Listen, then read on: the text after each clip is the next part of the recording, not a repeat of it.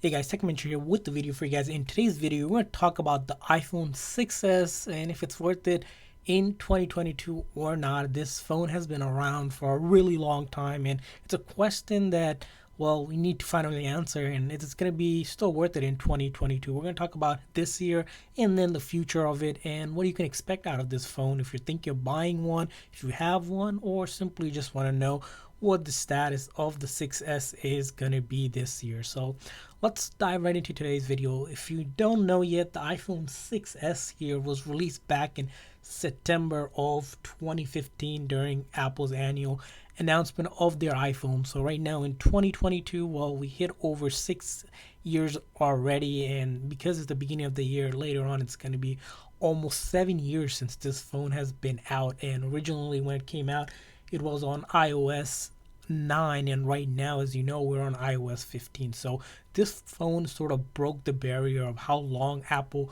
started to support their software on some of the phones. As we know, the iPhone 6 sort of stopped getting updates after iOS 12, but this 6S here, which in the beginning of last year, we sort of said this isn't really going to be worth it anymore because it's not going to get iOS 15.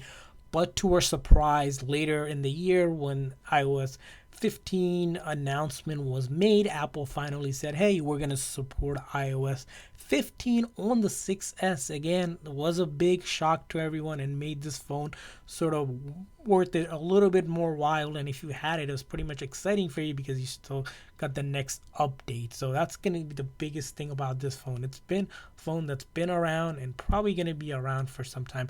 And now if we talk about the price point, well, the Apple doesn't technically sell this phone directly on their website. You can get this phone anywhere from eBay or Amazon for under $60-$70, which again, a phone that runs the same software that the iPhone 13 lineup runs, which, you know, if you know, the iPhone 13 lineup starts somewhere around the 700 mark all the way to $1,700. So a phone that's only 60-70 bucks right now for a pre-owned that you can get running the same software that you get on almost a $1,700 phone, that kind of speaks a lot for itself. So let's take a look at the body of the phone and sort of the build of this phone. So the iPhone 6s, not too much different from the iPhone 6 lineup or the 6 you do also have the 6S Plus, which is the bigger phone. This is only the smaller size, and smaller size mean is that 4.7-inch display that we have here. It does have a pretty good resolution, 1334 by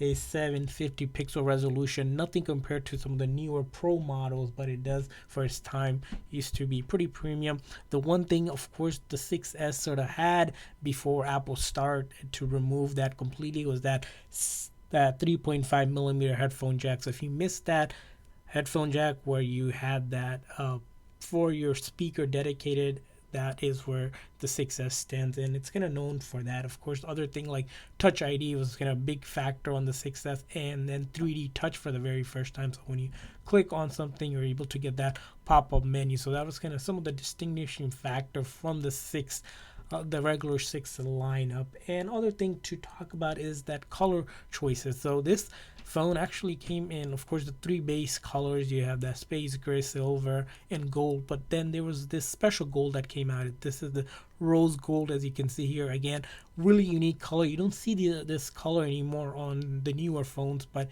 it is a premium color. The body here, as you can see, built of aluminum body here. It doesn't have wireless charging because the back is aluminum, unlike starting with the iPhone 8 where Apple converted the back to glass for wireless charging.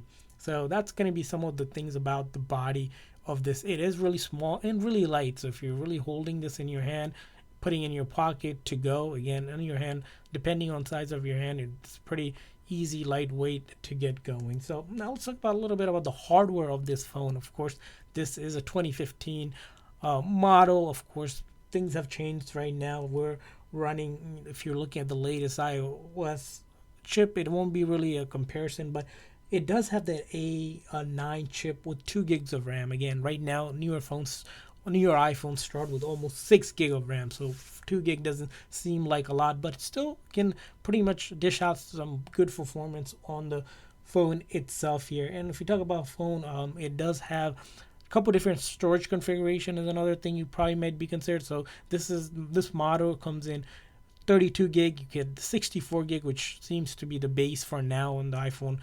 Some of the iPhone 12 lineup that we've seen, and then finally you can also get it in the 128 gig, which doesn't seem like a lot because that is the base for the iPhone 13 lineup, but that's sort of the max storage you can get. And as you know, iPhones do not support external SD card, so you can't really get that unless you get the iCloud for it. So that's going to be one thing to note about the iPhone and its overall build. Again, when you talk about the actual camera on this phone, the camera, it's a pretty good camera, we would say, not bad for its side. It does record it does take some very good photo. It does record in 10 HD and also in 4K resolution. If you didn't know, if you go into this camera, you'll notice that there is the option to really tweak this recording up to 4K at 30 frames per second.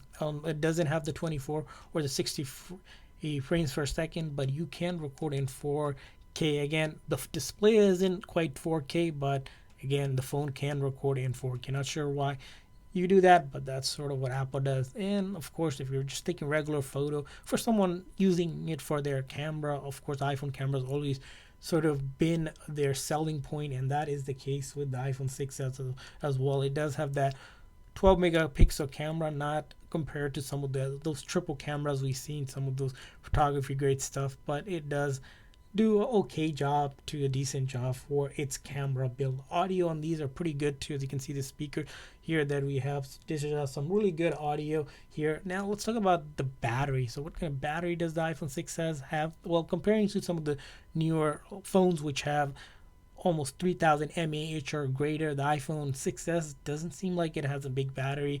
Again, the battery itself is just only 1715 mAh battery, and as you can see right now at 83%, it's saying that the battery here needs service, and that is going to be the case once it is aged. If you do have an iPhone from 2015, this XS still, you probably needed a replacement for the battery by now because it's been so for long, and because it's only just 1700 mAh battery, it doesn't give you that much battery life. You do get 11 hours of video playback, so on a full single charge, if you're a light to medium user, you pretty much go half the day before you do need another charge.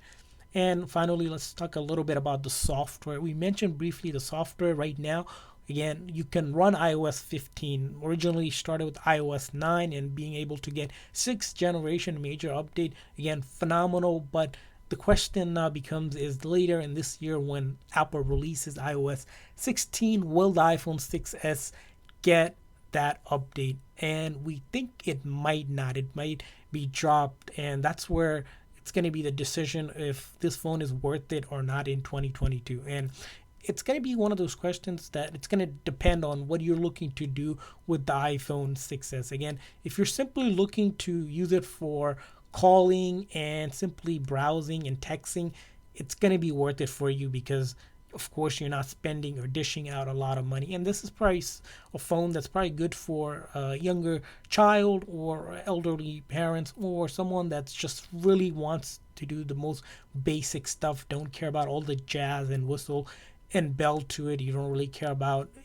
multitasking. You could use about, maybe you're using social media here and there and maybe playing some light game, not anything really heavy, maybe just really small games like some of the 2D graphic games that you would play. You would not play console grade games on this, but for social media and things like that, it still will get you to the job. So that's going to be worth it for someone, again, very light user.